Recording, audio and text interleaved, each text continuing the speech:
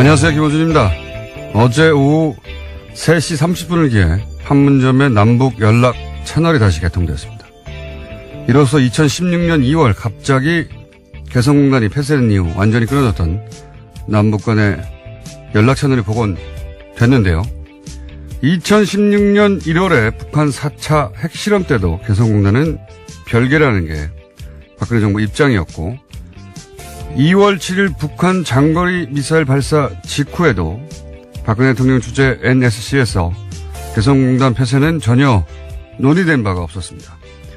그런데 바로 그 다음날 박근혜 대통령은 국무회의나 NSC 소집이나 수석회의나 부처 논의나 그 어떤 논의 과정 없이 뜬금없이 구두로 개성공단 폐쇄를 지시합니다. 그리고 이틀 후 공단은 폐쇄되죠.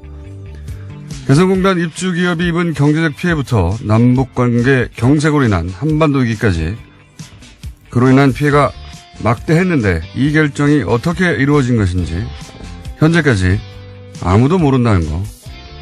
이건 말도 안 되죠. 대통령은 아무도 모르게 아무 결정이나 초법적으로 막 해도 되는 왕이 아닙니다. 개성공단의 폐쇄 대체 누가 어떤 이유로 결정한 것인지 반드시 밝혀서 역사로 기록해둬야 한다. 기본적인 생각이었습니다. 네. 이 개성공단 폐쇄도 현재까지 박근혜 최순실 게이트에서 최대 미스테리 중에 하나로 여전히 남아있죠. 네. 아무도 모릅니다. 어떻게 됐는지. 박근혜 전 대통령이 통일대박 한참 외치고 다녔었는데요. 네. 이에 대해서 최순실 씨가 연루되었다라는 의혹에 대해서 최순실 씨 쪽에서는 입장을 밝힌 바가 있습니다. 터무니없다라는 건데요. 터무니없지 않을 거라고 보는 것이 이성한 전 미르재단 사무총장. 이제 최순실 게이트 초창기에 나왔던 얘기입니다. 이때. 그때는 사람들이 에이 설마 했던 여러 가지 이야기가 나왔었죠. 그때 나왔던 얘기가 뭐냐면 비선 모임이 있는데 여기에 박근혜 대통령에게 보고되는 자료가 매일매일 배달된다. 이것도 뭐 에이 설마 했었고 그리고 거기서 장관 인사가 결정된다. 이것도 설마 했었고 그때 나왔던 얘기 중에 개인적으로 가장 인상적이었던 건 개성공단 폐쇄 문제도 여기서 논의됐다. 그 얘기를 언제입니까? 작년 여름에 했어요. 예. 작년 여름께 이 얘기가 나왔어요. 초기에 폭로된 건데 워낙 뜬금없고 황당한 얘기여서 그렇게 그 보도된 이후로 추가 보도가 전혀 없었죠. 그런데 이제 지금까지 밝혀진 바에 의하면 보고자료가 배달된 거는 확인됐고 그리고 장관 인사가 거기서 최순실 씨에 결정된 것도 확인됐죠. 그러니까 개성공단 폐쇄 문제가 거기서 논의된 것도 대단히 개연성이 높다. 예. 왜냐하면 그 논의 자리에 있었던 사람의 입에서 나온 이야기거든요. 예. 이성한 씨가 그 이후로 추가 증언을 해주지 않고 있기 때문에 더 이상 자세한 건 안 나오는데 뉴스공장에서도 작년에 몇 번 이야기한 적이 있죠. 이게 그 ODA 사업. 네, 미얀마 쪽에다가 있었죠. 네. 개발도상국 원조 자금을 활용해서 미얀마에서 공장 부지를 무상으로 불화받으려고 했던 정황 이런 얘기 몇 번 했었습니다. 작년 초부터. 근데 이제 미얀마 대사를 최순실 씨가 직접 임명한 건 드러났잖아요.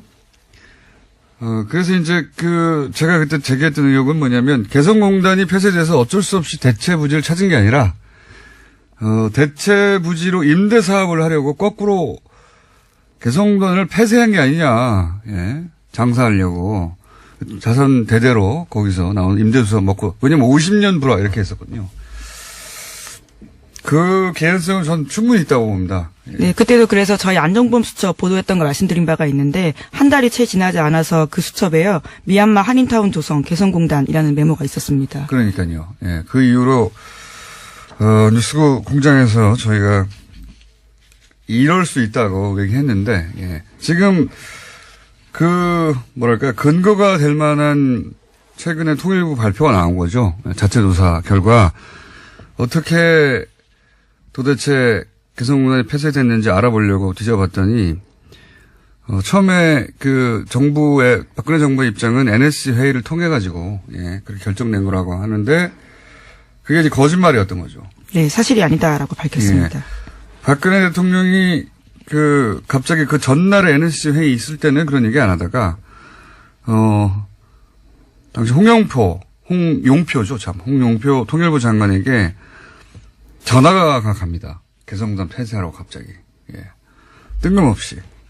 그리고 나서 거꾸로, 회의가 소집되고, 거꾸로 통일부가 대책을 마련하고, 거꾸로 NSC 회의에서 개성공단 철수를 논의하는 요식행위를 하죠. 이게 전부 다 순서가 뒤집어진 거예요. 예. 이렇게 NSC 회의에서 이런 게 결정돼야 되는데, NSC 회의는 맨 마지막에 합니다. 그러니까 아무도 모르는 거죠. 이게 어떻게 된 건지. 최순실 씨의 전화를 받고 하룻밤새 결정된 게 아닌가. 저는 그렇게 강하게 의심합니다. 예. 작년 1년 전쯤에 예측했던 바, 그 근거가 될 만한 정황이 나온 건데, 이게 수사해야 된다고 봅니다, 저는. 예. 황당한 일이죠. 네, 그때 그렇게 끊어졌던 한 라인이 다시 연결된 겁니다. 어제요. 23개월 만인데요. 북한이 판문점 직통 전화를 통해서 남쪽에 전화를 걸었습니다. 이게 진짜 골 때리는 거예요. 골 때린다는 표현밖에 할 수 없는 게, 그냥 밤에, 예를 들어서 이게 최순실 씨가 개입한 거라고 생각해 보세요. 최순실 씨가 폐쇄합시다. 그래서 그 다음날 폐쇄해요. 그런 다음에 남북한이 겪은 긴장을 생각해 보세요. 지금 뭐 전쟁이 난해 많아. 이런 일을 겪은 거거든요. 아줌마가 땅 장사하려고 결정한 것 때문에 그런 거예요, 지금. 예, 참. 그래서 이 직통 전화가 다 끊어져가지고 그동안 뭐 어떻게 했느냐. 확성기로 했어요, 확성기로. 전화나 팩스할 방법이 없었기 때문에 그동안 판문점. 예. 네, 한 라인이 그만큼 중요한 건데요. 그래서 확성기로 했다는 거 아닙니까, 서로? 봉화 시대도 아니고. 그거 다시 열었다는 겁니다. 예. 여기서 이 뉴스가 좀 놀라운 점은 저는 이제 과거처럼 북한이 어떤 밀당을 하거나 뜸들이기를 할 줄 알았어요. 근데 김정은 위원장이 그 말을 하고 우리 정부 쪽에서 회담하자고 하고 그리고 바로 다음 날이죠. 다음 날 전화가 재가동됐거든요. 저는 북한이 이제 스스로 핵 보유국이라고 생각하고 자신감이 지금 대단하다. 예. 밀당할 필요가 없다고 느끼는 것 같아요. 이렇게 빨리 될 줄은 몰랐고, 그래서 남북 관계 개선의 속도가 우리가 예상했던 것보다 훨씬 빨라질 수도 있겠다. 전 놀랐습니다. 이게 하루 만에 바로 재가동이 돼가지고 며칠 걸리거나 밀당을 할 줄 알았는데, 그래서 저희가 이제 오늘 2부에서는 잠시 후에 문정인 교수하고 이 문제에 대해서 좀 얘기 나눠보겠습니다. 다음 뉴스는요? 네, 최경환 이우현 자유한국당 의원이 오늘 새벽 구속됐습니다. 최경환 의원은 박근혜 정부 시절 국정원의 특수활동비 1억 원을 받은 혐의가 있습니다. 이우현 의원은 공천헌금 등 10억 원을 받은 혐의인데요. 두 사람에 대한 영장 발부 사유는 같습니다.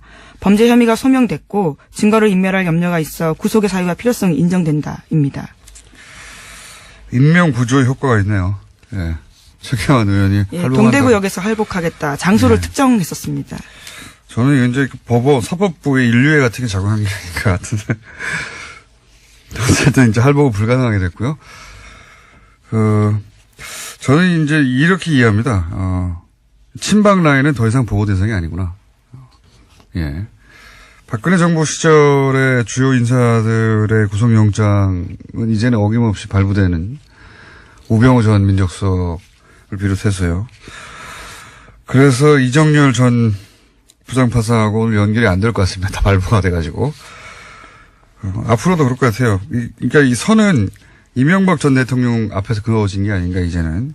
이명박 전 대통령 관련 한 구속영장이나 그런 것들이 발부되는지 한번 지켜보죠. 지금까지는 계속 기각되거나 아니면 아예 석방돼 버렸죠. 그런데 박근혜 전 대통령 라인은 이제 어김없이 구속이 되고 있습니다. 자, 다음 뉴스는요?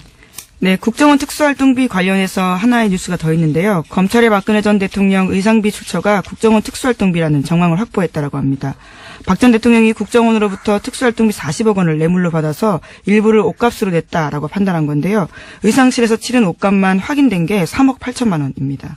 아, 이게 드디어 나왔군요. 그러니까 그럴 수도 있다고 하고 검찰이 확인한다고 그랬잖아요. 이게 특활비가 있는데 그 특활비로 옷값 낸 거 아니냐.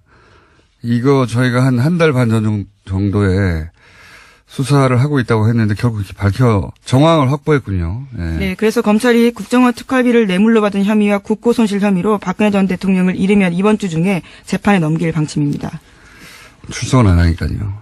네, 조사를 계속 안 받고 있어서요. 국정원 대북 공작하라고 만든 자금을 가지고 이제 머리하고 기치료하고 미용시술 했다는 거잖아요. 옷 사입고. 예. 보수 진영이 안보를 얘기하는 게 얼마나 우습게 됐는지 아직도 보수 진영은 잘 깨닫지 못하고 있는 것 같아요. 이게 이제 대중들 머릿속에 들어가 있는 거거든요. 예.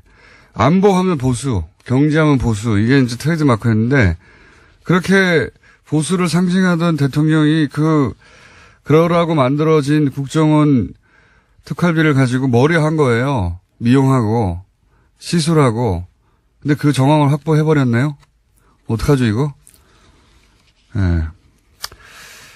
보수가 이제 안보 공세를 작년에도 했고 올해도 아마 할 텐데 그게 잘 안 먹히는 이유를 깨달아야 합니다. 이게 먹히기가 어려워요, 이제 한동안은 최소한. 그 돈으로 머리 했대잖아요. 자, 다음 뉴스는요? 네, 이명박 전 대통령 쪽 인사의 영장 기각과 관련된 소식이 하나 더 있습니다. 국가정보원이 수사 의뢰한 2007 남북 정상회담 대화록 유출 사건 기억하실 텐데요. 이와 관련해서 검찰이 유출자를 김태효 전 청와대 대외전력기획관으로 사실상 특정하고 수사를 벌였습니다. 하지만 어려움을 겪고 있다라고 오늘 아침 한겨레 신문이 보도했습니다. 공소시효가 임박한 데다가요. 법원이 압수수색 영장 등을 일부 기각했다라고 합니다. 김태효 전 기획관은 이미 그 영장 한번 기각된 적이 있죠. 네, MB 라인. 구속 영장은 기각됐고요. 네. MB 라인이고 좀 전에 이야기한 대로 선이 MB 라인이 그어졌나 보다라고 얘기했던 거와 연관된 뉴스이기도 하네요. 예. 네, 전자우편에 대한 압수수색 영장 청구했었는데요. 법원에서 제목만 확인하라면서 압수수색 영장 일부를 제한했다라고 합니다. 그러니까 내용을 보지 못하게 하는 거죠. 이게 말이 됩니까? 예. 예를 들어서 이런 문건을 전달했을 때 첨부 파일일 거 아닙니까?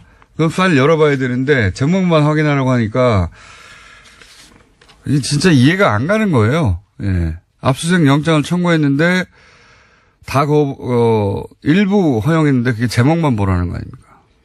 네. 검찰에서는 김태효 전 기획관이 유출의 진원지일 가능성이 있다라고 파악하고요. 계속 수사하고 있다고 합니다. 왜냐하면 월간조선에서 2013년 2월 달에 내놓은 자료가 있는데 이것이 김 전 기획관에게 입수된 문건과 같은 것으로 보고 있기 때문입니다. 네, 이제 그걸 확인하기 위해서요. 그렇죠. 예. 그 문건에 보면 원래 이제 국정원이 공식적으로 전달하는 보고서에는 국정원이 작성하고 추가 배포 표시를 하는데 이 김태효 기획관이 전달한 문건에는 그 추가 배포라는 표시가 없다. 이거는 자체적으로 카피한 사본이다. 이렇게 검찰이 판단한 거거든요. 굉장히 근거가 있는 판단이죠. 예, 정황이 있기 때문에 더 수사에 들어가려고 하는데 거기서 막혔다라고 합니다. 법원이 막은 거 아니에요, 지금. 법원이 제목만 메일을 확인하라고. 네, 뿐만 아니라 당사자는 문건을 전달받은 사실조차 기억나지 않는다면서 관련 혐의 전면 부인하고 있다라고 합니다. 이해가 안 갑니다, 저는. MB 앞에서 그어진 게 아닌가 선이 계속 생각할 수밖에 없는 정황이 계속 나오고요. 자, 다음 뉴스는요? 네, 이명박 전 대통령의 형 이상은 씨가 현재 다스의 회장입니다. 하지만 명목상 회장, 그러니까 바지 회장에 불과하다라는 다스 전직 관계자의 증언이 나왔습니다. 이상은 회장이 회사에서 월 500만 원 이상을 결제받지 못하고 있다라고 검찰의 진술이 나왔다고 하는데요. 뿐만 아니라 이 회장이 120억 원 비자금의 존재에 대해서도 특검 수사 이후에야 알았다라고 합니다. 이 이제 다스 관련은 뉴스 공장을 쭉 들어보시면 다 나오는 얘기인데 제가 알기로는 한도가 400만 원을 알고 있습니다. 제가 알기로는. 예를 들어서 카드를 그 이상 쓰면 여기서 이제 한도가 400인지 500인지 이렇게 나왔는데 현금을 준 게 아니고 카드를 준 걸로 저는 알고 있고 400 이상을 쓰면 그 사장이 결제를 안 해주고 서류를 집어 던져버렸다고 하는 다스 관계자의 얘기가 그렇죠. 있었죠. 예, 회장이 더 위인데요. 사장이 결제를 해주지 않았다라는. 이건 이제 상상하기 어려운, 상상이 도저히 안 가는, 예를 들어 생각해 보세요. 이건희 회장이, 삼성 주식 5%밖에 없는데 회장이에요. 근데 이분은 거의 50% 갖고 있거든요. 예. 50% 갖고 있는데 500만 원, 400만 원, 예. 카드로 이상 쓰면은 밑에 사장이 찢어버리고, 네, 서류. 또 직원 채용 인사도 관여할 수 없었다라고 하고요. 당연히 네. 자금 출납 등 회사 경영도 관여할 수 없었다라고 실제 이렇게 예를 들어서 술값으로 더 많이 지출을 했다. 그럴 경우에 돈을 안 주니까 그 밑에서 자비로 보존했다고 하는 얘기도 있고요. 예. 그리고 이상은 회장의 아들 이동영 씨도 아버지가 월급 받고 있다라는 멘트를 한 적이 있는 것으로 저는 알고 있고, 이건 뭐 말이 안 되는 거죠. 예. 회사는 조 단위로 매출을 내는데, 예. 실소유주인 회장이 주식을 절반 가까이 갖고 있는 회장이 카드에서 한도 400만 원 이상을 쓰면 밑에 사장이 서류를 찢어버린다는 게 말이 됩니까? 실소유주가 아니라는 거죠. 예. 바지 회장이라는 거죠. 이렇게 명백한데도 아직도 인정 안 하고 있죠. 예. 이상은 회장의 회사라고 이명박 전 대통령 주장하고 있습니다. 여전히. 네, 계속해서 그런 주장을 펼치고 있습니다. 관련해서 어제 자유한국당 홍준표 대표가 어제 신년 인사차 이명박 전 대통령 만났는데요. 이 자리에서도 다스는 누구 것입니까? 라 관련된 이야기가 나왔습니다.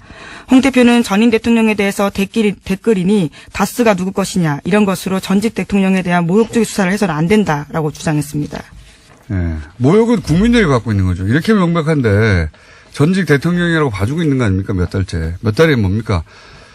이거를 검찰이 알게 된 것이 2008년이니까 적어도 수사를 한 이후로 10년 이상 그냥 봐주고 있는 거죠. 계속해서. 봐주고 있는 것이고, JTBC가 또 그 상속세 관련한 문건 추가 보도를 또 했던데, 이것도 역시 뉴스공장에서 지난 10월 방송, 몇 월 며칠 차인지 기억은 안 납니다. 월요일치를 주로 뒤져보시면, 주진우 기자하고 안홍구 청장이 열심히 떠드는 내용이 있습니다. 예. 그때. 예, 이 보도에도 안홍구 청장이 인용되어 있습니다. 그건 어제도 얘기했지만, 이 문건 하나만 분석해보면, 실소유주가, 이거는 김재정 씨 사망 이후에 상속세 관련이거든요. 실소유주가 김재정 씨가 아니라는 건 너무나 명백하게 나오죠, 여기에. 왜냐면은, 이 문건을 보면, 처남이 매형한테 회사를 갖다 바쳐요. 예. 그런 방안들이 검토됩니다. 자기 회사인데 왜 회사를 갖다 바칩니까? 네, 상속자에게 너무나 불리한 내용들이 많습니다. 김재동 씨가 실소유주가 아닌 것은 이 문건 하나만 그냥, 회계사일 필요도 없어요. 이 문건을 보고 이해하는 데는. 회계사가 직접 보면, 이 회사는 김재동 씨가 아니네요 하고 바로 말해줄 내용으로 가득 차 있어요. 이게 JTBC만 이 얘기를 한다는 게 저는 이상할 정도로, 예, 이해가 안 갈 정도입니다. 예.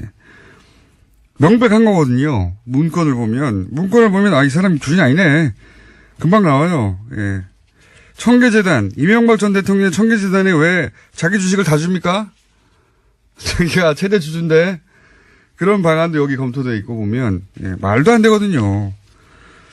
자, 그 문건만 보면, 이것이 실소유주는 따로 있다는 게 너무 명백해서 웃음이 나올 정도입니다. 꼭 확인해 보시기 바라고, 다른 매체에서도. 이 정도 할까요? 또 뭐 있습니까? 예, 짧게 제목만 말씀드리면요. 트럼프 대통령이 지난 1년 동안 한 거짓말이 1950회에 달한다고 워싱턴 포스트가 보도했습니다. 그러니까 하루 평균 5.6회 잘못된 주장을 했다라고요. 팩트 체크했습니다. 이것도 뉴스공장에서 한 2번 정도 얘기한 것 같은데, 예. 거기 팩트 체크 페이지가 있어요. 그래서 매일매일, 트럼프 대통령이 거짓말을 오늘 몇 번 했나 체크해가지고 올려놔요. 재밌는 페이지가 있습니다. 이게 이제 중앙일보가 그걸 보도했네요. 예. 뉴스공장은 최소 일주일에서 몇 달 정도 앞서가는 뉴스라는 거. 네, 워싱턴 포스트를 인용한 보도인데요. 예. 네. 워싱턴 포스트 그 팩트 체크 페이지가 따로 있어요. 네. 별도로. 발견했나 보네요. 예. 진작에 저희가 언급했던 것이다. 오늘 여기까지 하겠습니다. 네. 시사인 김은지였습니다. 감사합니다. 네. 자, 바로 이어서 그것마저 알려주마. 리얼미터 권순정 조사 분석 실장 나오셨습니다. 안녕하십니까. 자, 올해 첫 조사 결과 한번 짚어볼까요? 네. 문 대통령의 국정적인 지지도가 많이 올랐습니다. 네. 3.6%포인트 상승해서 72.1%가 나왔고요. 긍정평가. 부정평가는 1.3%포인트 하락해서 23.7%가 나왔습니다. 일간으로 보면 작년 29일 금요일에 69.4%로 마감을 했는데요. 2일 화요일이죠. 이때는 70.8%로 올랐고 어제 3일에는 72.1%로 올랐습니다. 많이 올랐네요. 네. 예, 예. 저는 내려갈 때도 뭐 그런가 보다 하고 올라갈 때도 그런가 보다 합니다. 네. 아무래도 예, 김정은 위원장의 신년사 이후에 적극적으로 반영을 했고 또 어제는 통일부에서 즉각 회담 제의를 하고 또 무엇보다도 2년 정도에 단절되어 있었던 남북 판문점 채널이 복원이 되었죠.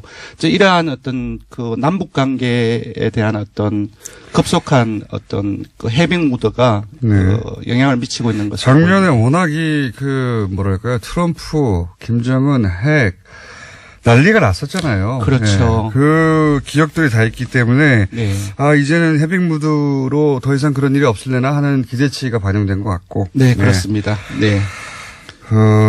좀 떨어지거나 좀 올라가거나 대부분 몇 프로 안 되기 때문에 네. 그런 조금 것보다 더 합니다. 봐야 되겠지만 분명 강세인 것은 분명해 보입니다. 알겠습니다. 자, 그리고 이번 주 현안 조사는 뭡니까? 네, 이런 현안 조사를 해야 될지 말아야 될지 좀 고민스러웠는데 워낙 그 9월 초에 북한의 그 6차 핵실험 이후에 남북 관계가 워낙 얼어붙어 있었기 때문에 북한의 평창 동계올림픽 참가에 대한 국민 여론을 조사를 해봤습니다. 선택지는 두 가지였는데요. 남북 관계 개선과 한반도 평화를 위해서 찬성한다. 그리고 제재와 압박이 선행되어야 할 상황이므로 반대한다라고 이렇게 물었는데 찬성한다는 입장이 압도적으로 높았습니다. 76.7%가 나왔고요. 반면 제재와 압박이 선행되어야 하는 상황이므로 반대한다는 입장이 20.3%로 나타났습니다. 요 20.3%에 기대해서 정치를 해가지고는 이게 지지가 올라갈 수 없다는 걸 보수 정당이 좀 깨달았으면 좋겠네요. 예. 일반 국민들 생각은 이렇습니다. 예. 예. 보통 정치 보복 프레임에 대해서 물으면은 보통 요즘에는 25에서 30% 정도가 나옵니다. 그것보다도 더 낮은 걸로 봤을 때는 남북 관계의 해빙 무드에 대해서 좀 보수적으로 접근했을 때는 보수 정당의 지지율이 이럴 가능성이 더 높을 것 같습니다. 그러니까 이게 과거에는 참 많이 통했거든요. 남북 관계에 관해서는 절반 정도 혹은 절반 이상이 네네. 보수 정당이 유리한 그 뭐랄까요 여론조사 결과가 항상 나오거나 뭐 제재를 해야 된다거나. 네네. 지금은 그렇지가 않아요. 근데 예. 세부적으로 보더라도 모든 정당 지지층이 거의 다 그 찬성이 압도적으로 높고요. 자유한국당 지지층에서도 찬성한다는 입장이 40%를 넘는 것으로 나와서 네 그렇습니다. 자, 이거 이제 남북관계 그 안보공세 북한 파리가 더 이상 안 먹힌다는 걸 좀 이해했으면 좋겠습니다. 보수정당이. 그래서 좀 논의가 생산적으로 바뀌었으면 좋겠는데 몇 심지어 똑같은 얘기만 하고 있으니까요. 정당 얘기를 안 했네요. 정당 지지율. 정당 지지율 어떻습니까? 네, 이제 새로운 정당 구도가 펼쳐질 가능성이 상당히 높은 걸로 나타나는데요. 기정사실이죠. 거의. 네, 거의 기정사실입니다. 네. 그래서 이번 주부터 잠재 정당 지지도를 새롭게 편제를 계속적으로 할 예정입니다. 새로 만들어질 정당. 예, 현재 정당 지지도도 묻고 새로운 정당 구도가 펼쳐졌을 때 그때의 정당 지지도가 어떤지를 조사를 해봤는데요. 먼저 짧게 현재 정당 지지도를 먼저 훑고 지나가면요. 민주당은 52.7%로 상승했습니다. 한국당도 17.7%로 상승했고요. 바른정당 역시 6.3%로 상승했습니다. 반면 국민의당은 5.1%로 1.1%포인트 하락했고요. 정의당은 민주당이 많이 상승하는 바람에 1.6%포인트 하락한 4.1%였습니다. 이게 현재 정당 지지도고요. 네. 그래서 국민의당과 바른정당이 통합을 했을 때 통합당이 있고 그리고 통합을 반대하는 반대파의 정당을 상정했을 때의 잠재 당이 이제 두 개 지금 있는 두 당이 합쳐지고 새로운 당이 하나 만들어서 맞습니다. 또 만들어질 테니까요. 예, 두 개가 생기게 되죠. 이 경우에는 어떻게 되는지를 조사를 해봤더니 재밌네요. 이때까지는 여론조사는 일부 여론조사가 이제 그 통합 신당이라고 표현하며 통합 신당의 지지율이 자유한국당을 넘어선다. 맞습니다. 전체 2위. 네. 저는 그 여론조사 볼 때마다 네.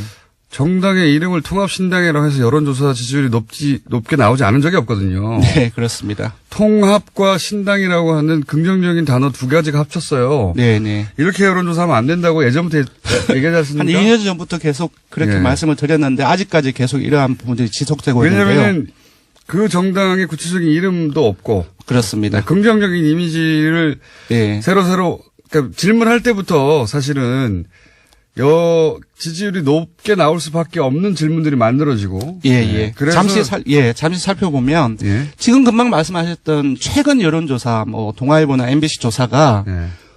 한국당보다 통합당이 훨씬 높게 나왔어요. 19% 또는 14%. 뭐 한국당은 10% 초반에 머무르는데, 근데 우리 조사에서는 국민의당, 바른정당, 통합당이 10.5%가 나왔습니다. 그러니까 이는 현재 정당 지지도에서 국민의당, 바른정당의 단순 합이 11.4%인데 0.9% 포인트가 낮은 수치입니다.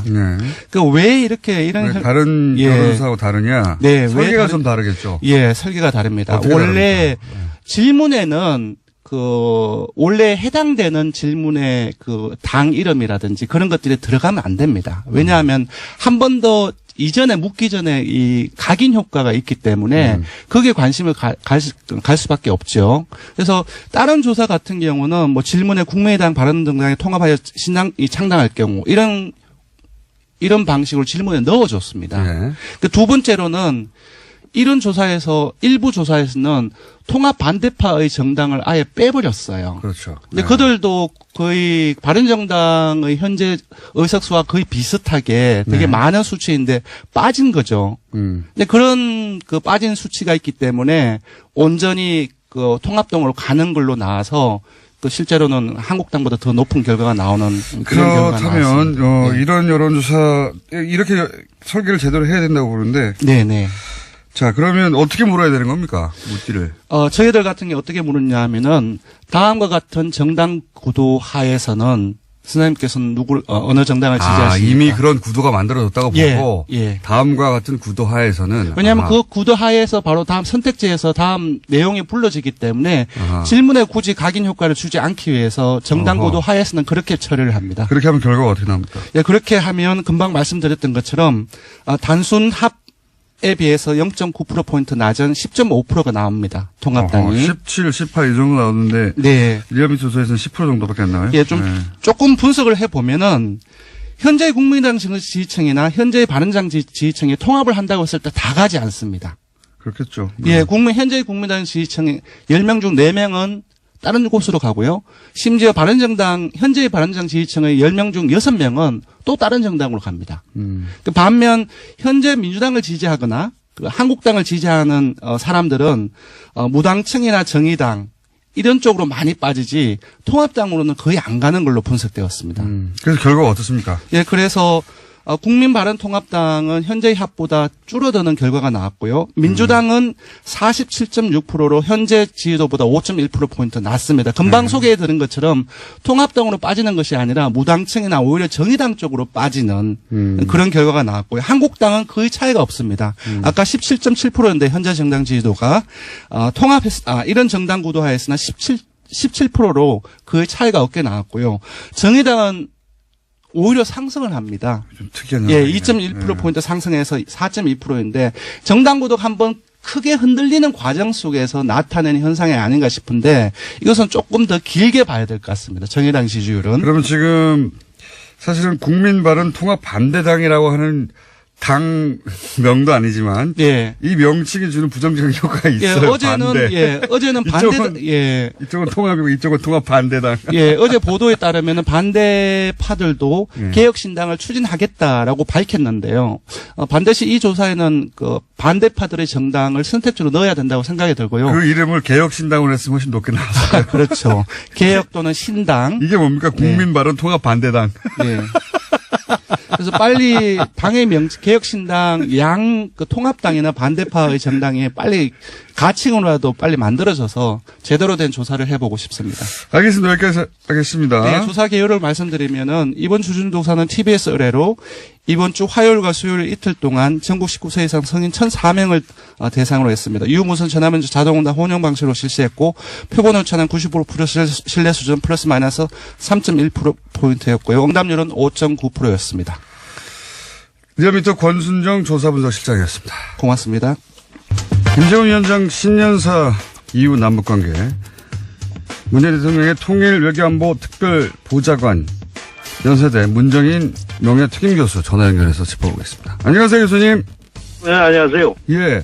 김정은 위원장 신년사 나오기 3일 전에 인터뷰를 하셨던데, 제가 그 인터뷰를 읽어봤더니 그게 작년 말이죠. 작년 말에 올해를 전망하시길 북한이 올림픽판을 깨지는 않을 것이다.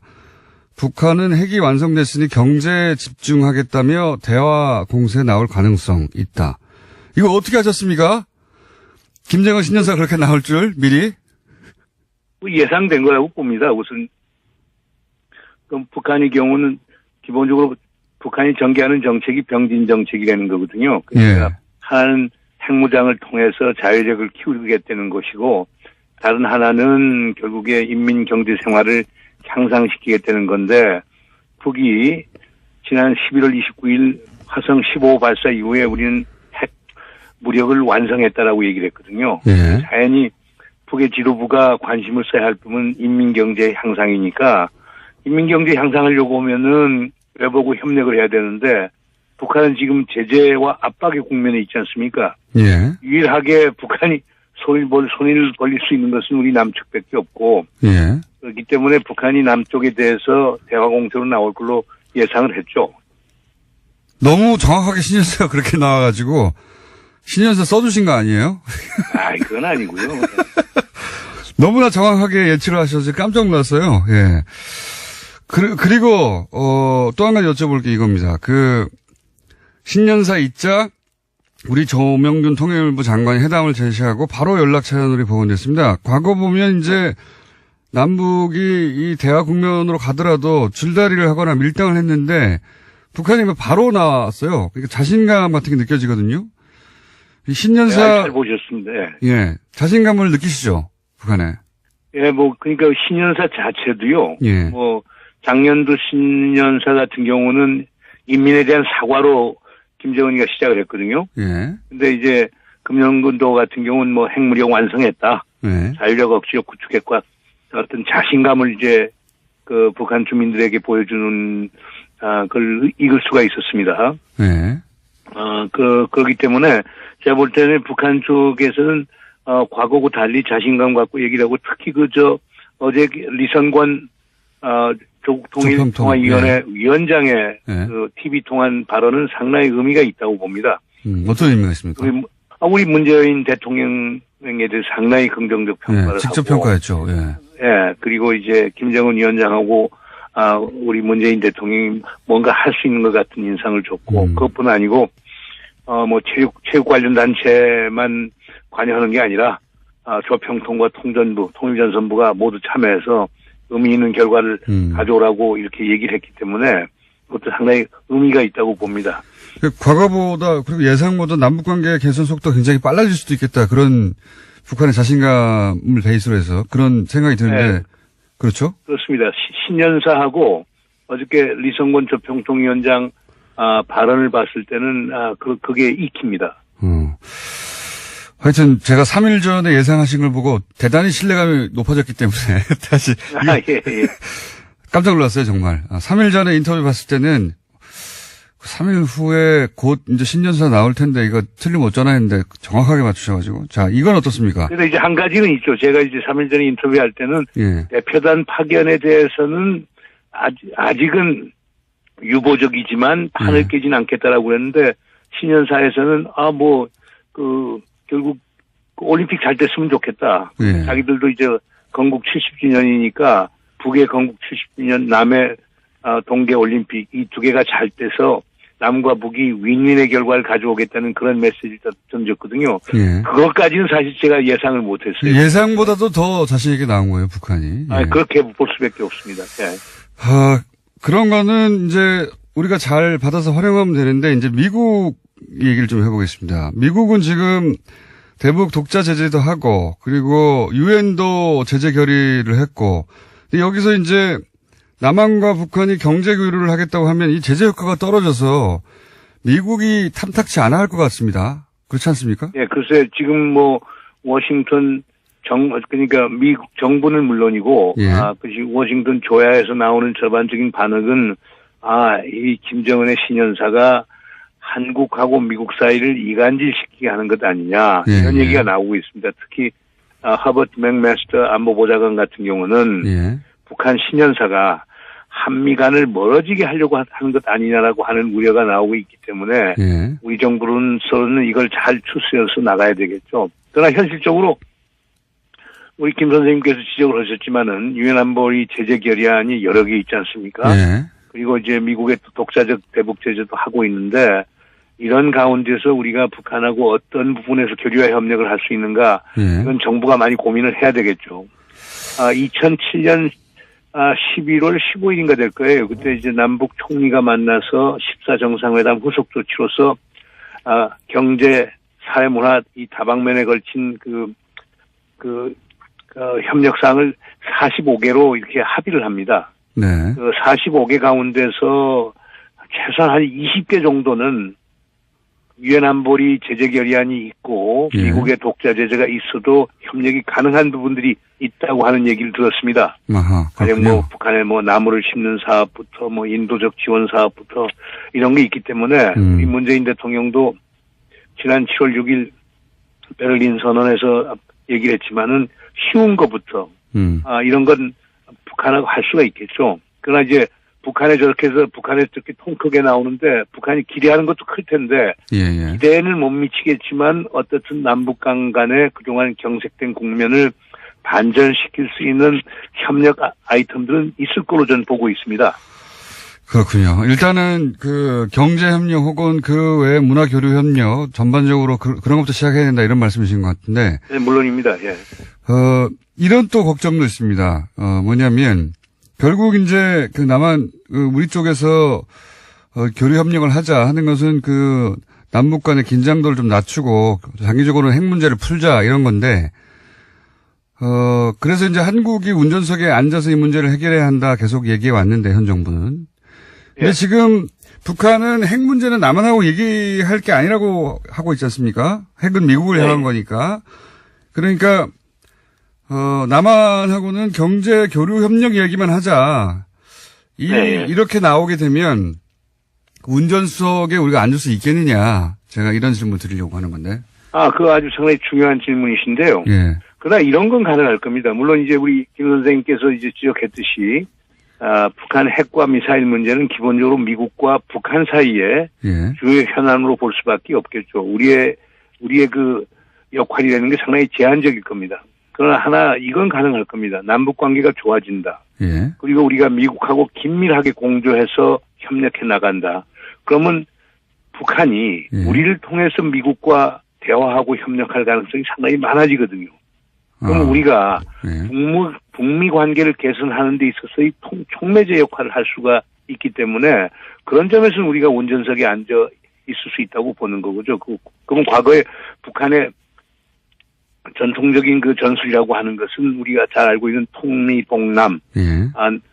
그러니까 미국하고 통한데 남쪽은 배제 안 되는 건데 그러면 그런 상황이 되면은 북한이 남쪽하고 통하면서 우리를 통해서 통미까지 할 수 있는 이런 상황이 나오겠죠. 하나 저는 분명히 말씀드릴 수 있습니다. 남북 관계가 개선이 되고 북한이 계속 자제된 행동을 보이게 되면은 자연히 여건이 성숙해지면서 북미 간의 대화도 가능할 거라고 보기 때문에 저는 이번 남북 관계 개선의 어떤 기회가 꼭 부정적으로 저는 보지는 않습니다.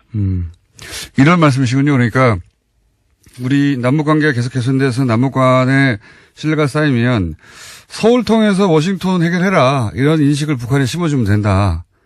물론이죠. 그러니까 그런 사례는 가령 2003년도 그러니까 네. 육자회담이 시작할 당시에도 그런 현상이 있었죠. 그러니까 그 당시 북한이 계속 육자회담에 안 나오려고 그러니까 당시 우리 정세현 통일부 장관이 평양에 찾아가갖고 북한 측을 상당히 설득을 했죠. 좀 나와라. 사실 그게 크게 이제 주요를 했고 더 나아가서는 2000년 남북 정상회담 할 때도 마찬가지죠. 그때 김정일 당시 위원장이 미국하고 관계 개선을 희망했는데 북미 간의 채널이 약했었거든요. 그때 김대중 대통령을 통해서 북미 관계를 개선을 했고 그래서 2000년 10월 13일에 이제 조명록 당시 그 인민군 총정지국장 조명록 자수를 워싱턴을 가게 만들고 올브라이트 국무장관이 평양을 가게 만드는 그 중개역을 사실상 김대중 대통령이 했거든요. 그렇군요. 그렇기 때문에 우리가 조금 상상력을 갖고 외교를 하면은 예. 북미 간의 관계를 개선하면서 북핵 문제 해결하는데 돌파구를 찾는데 상당히 큰 공헌을 할 수 있다고 봅니다. 북한이 원하는 거는 이제 미국으로부터의 안전이니까 그걸 서울을 통해 해결할 수 있다는 인상만 심어주면 된다. 실제로 그렇게 그건 상당히 중요한 일이죠. 예. 예, 과거에 실제로 그랬었고 예.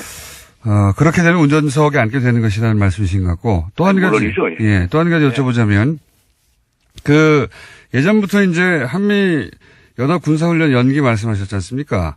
예, 예. 예, 올림픽 기간에는 이제 연기가 이뤄질 것 같은데, 이제 북한이 이제 이 기회에 한미연합훈련을 뭐, 아예 중단해라, 아니면은 규모를 축소해라, 이런 네. 추가 요구를 충분히 할 수 있지 않습니까? 이게 지금 예. 북한이 자신있게 통 크게 나오는 걸 보면 그런 요구도 할 것 같은데요. 이럴 때 어떻게 해야 됩니까? 글쎄, 그건 뭐, 우리가 한미 군사 연습 및 연합군사 연습 및 훈련이라고 하는 것은 우리 자체 문제가 아니고 한미 동맹의 그 결정 사항이거든요. 예. 그러니까 이것을 지금 우리가 중단하는 방안이 있을 수 있고, 예. 그다음에 요즘 미국에서 많이 얘기하는 퍼즈, 그러니까 일시적으로 중지시키는 네. 방안도 있을 거고, 이걸 연기시키는 방안도 있을 거고, 이것을 스케줄을 재조정하는 방안이 있는데, 우리는 연기라는 표현을 썼고, 미국에서는 이것을 재조정, 스케줄을 재조정하자. 네. 리스케줄링 이런 표현을 쓰고 있거든요. 예. 하여간 우리가 문재인 대통령께서 지난번 평창 다녀오시면서 우리 미국에 이렇게 검토 요청을 했고 미국은 검토하고 있다. 근데 미국의 전반적인 흐름은 우선 이걸 중단이라는 표현을 쓰지 않고요. 예, 예. 스케줄을 재조정해서 올림픽이 다 끝난 다음에 하자라고 하는 얘기가 나오는 것 같은데 그게 뭐 중단이 아니고 단순히 연기 또는 일정의 재조정이라고 하더라도 의미는 상당히 있는 거라고 보고요. 예. 여기에 북한이 분명히 화답을 해야 되겠죠. 재조정을 하면 결국 뭐 1년 내에 할 수 있는 군사훈련이라는 게 한계가 있으니까 자연스럽게 규모가 축소되는 거 아닙니까? 뭐 그렇게 볼 수도 있겠죠. 그러니까 이제 그건 타이밍이 만약 네.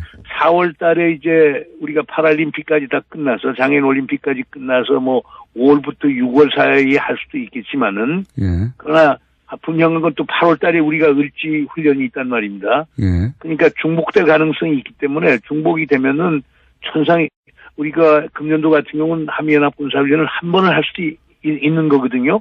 두 번이 아니라. 그렇게 예. 되면 뭐 축소라고 하는 게 단지 이루어질 수도 있고 또 미국이 또 주장해서 뭐 5월, 6월에 또 하고 8월에 할 수도 있겠지만 그러나 뭐 병력이나 장비를 그렇게 해서 우리 한국에다만 이렇게 고정시킬 수는 없는 거기 때문에 하여간 제가 볼 때는 우선 중요한 거는 우리가 뭐 거의 한미연합 군사 연습과 훈련은 신성시에 와서 그건 누구도 터치할 수 없는 언터처블로 이렇게 이해가 되어 왔는데 뭐 한국이나 미국 측이 하여간 올림픽 성공을 위해서 이것을 연기하거나 재조정할 수 있다라고 하는 것은 상당히 의미 있는 발전이라고 봅니다. 알겠습니다. 북한도 이거에 대해서 화답을 할 거라고 보고 있습니다. 한 가지만 더 여쭤보겠습니다. 제가 1분 30초 남았는데 이 질문을 꼭 드리고 싶어서. 김정은 위원장이 신년사에서 양복 입고 나와서 본인이 직접 이런 멘트 하는 것이 여러모로 인상적이었습니다. 근데 김정은 위원장은 어떻게 평가하십니까? 글쎄요, 뭐, 하여간, 우리가. 예측 가능합니까? 한마디로 말해서? 하여간 제가 볼 때는 뭐, 하여간 김정은 위원장이 강단이 있어 보이고요. 예. 우리가 생각하는 그렇게 비합리적이고, 예. 소위 크레이지한 리더는 아니라고 전 보아집니다. 그렇기 때문에 특히, 어떻든 간에 2011년 김정은 위원장, 서거 이후에 예. 6년이 지났는데, 지금 하여간 권력을 움켜쥐고 어떻든 간에 지금까지 오고 뭐 핵무장력이라고 하는 걸 완성했다라고 하는 점에서 보면 하나의 그 강점도 있을 수 있다고 저는 보아지고요. 뭐 예. 강단이 있는 지도자고. 예측 가능성은 어떻습니까? 예? 예측 가능해야 하는데 파트너면. 저는 상당히 예측 가능하다고 봅니다. 뭐 체제 안보라고 하는 것, 거기에 역점을 두면서 국제적 위상을 확대시키고 그러면서 국내적 정통성을 함양시킨다라고 하는 것은 거의 일관된 행태라고 보여지거든요. 그렇기 때문에 저는 김정은이 예측 가능하다고 봅니다. 알겠습니다. 오늘 여기까지 하고요. 스튜디오에 한번 나와주십시오, 교수님. 예, 그렇게 하죠, 뭐. 예. 네, 감사합니다. 수고하십시오.